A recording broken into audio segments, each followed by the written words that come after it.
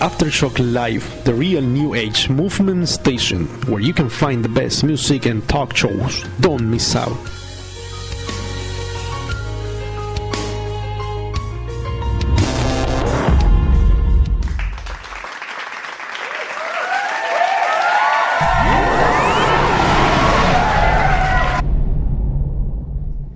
Hello, we're here on a Friday night with the youth group. The whole youth group is here in the studio, in the radio studio. Hi everybody, say hi to the audience. Okay, we got the group here, so I hope you guys enjoy this beautiful night, this Friday night. And please don't forget to write us through Facebook, Twitter, Instagram, or you can email us to wperezjr@iglesiaprimicias.org. And I have Pastor William here with me and the whole youth group. Hello, everyone. I'm really glad to be back over here on our radio show and live radio show. I'm glad that this Friday, I know a lot of you have the day off over here in the United States. In Miami, we have the day off because it's Good Friday. I hope everyone enjoyed the day. I know some of you went to the beach, enjoyed the sun. And I'm really glad I have tonight over here. I have Eric, Ariel, Jeremy, Maria Alejandra, and Michelle joining us. They're going to be sharing some words with us. And I hope everyone listening right now is having a great night. And if you want to meet with us on the following Friday, feel free to join us. You can follow us on Facebook, Aftershock Youth. You can follow us on Instagram, the Aftershock _YH, and also in Twitter you can find us, and you can send us your text, your question on the Twitter account. You can find my phone number. My phone number is 305-297-7536. You can send me a text with requesting like a song from us. You can send your question. You can send your doubt if you have any question about the Word of God. If you have any doubt about what's going on in your life, you can send us your request. You can send us your question. You can text us, and we will be gladly helping you. We will be gladly to receive and answer your questions.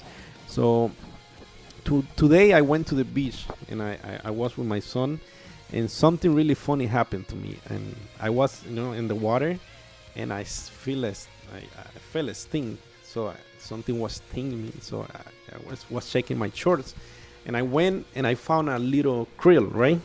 It's a small little creature I never saw before. I saw it on cartoons, but that was my first time. It was really, really small. It was the size of a sand rock, right?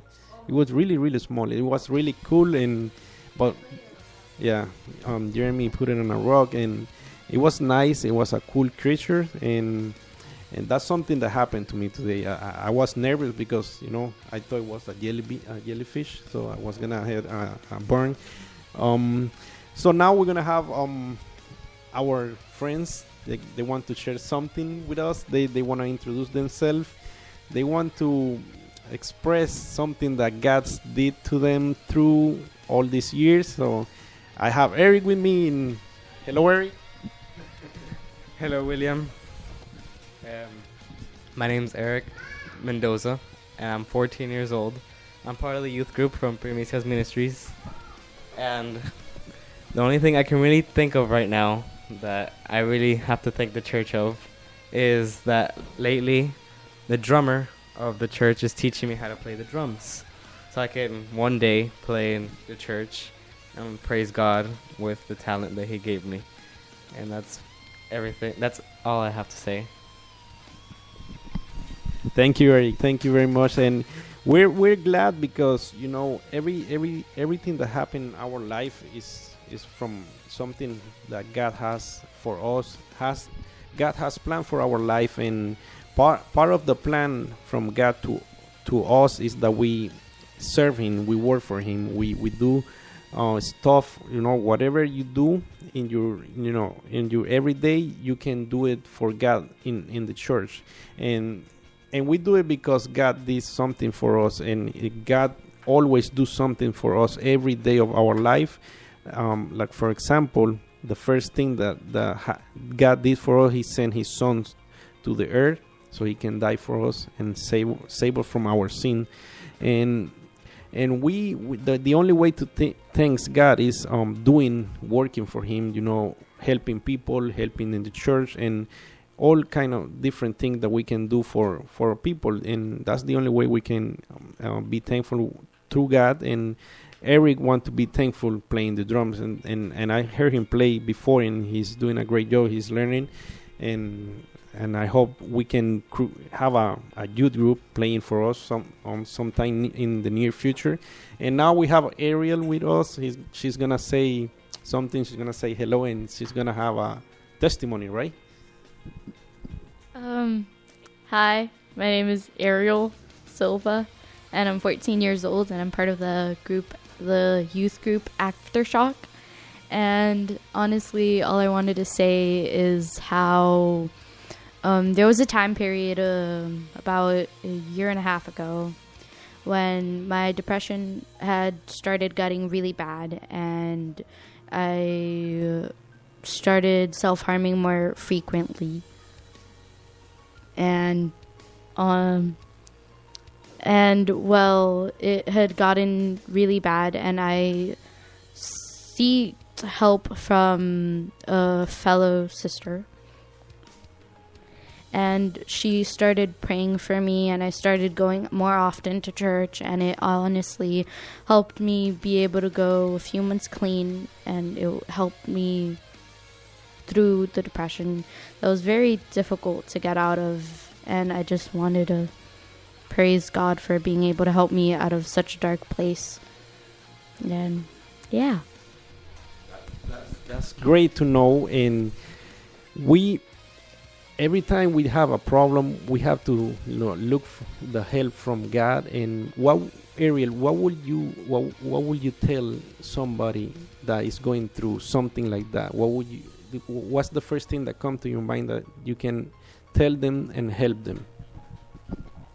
Honestly, I would tell them that they're strong for making it so far without like from being in that place.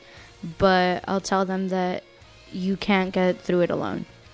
You honestly can't. You just keep on going darker and darker, but you need to seek help. And it's not what you want at the time, but I think it's what you need. Yeah, and you need to seek help, because the only way you're gonna get out of something that you're going through is through the help of somebody that is really close to you, and through God's help, because always God is looking after us, and when we're going through hardship, He's the one who's gonna get you out of there. But you need to come to Him. You need to let Him help you, because God is a gentleman, and He don't act if you don't let Him act in your favor.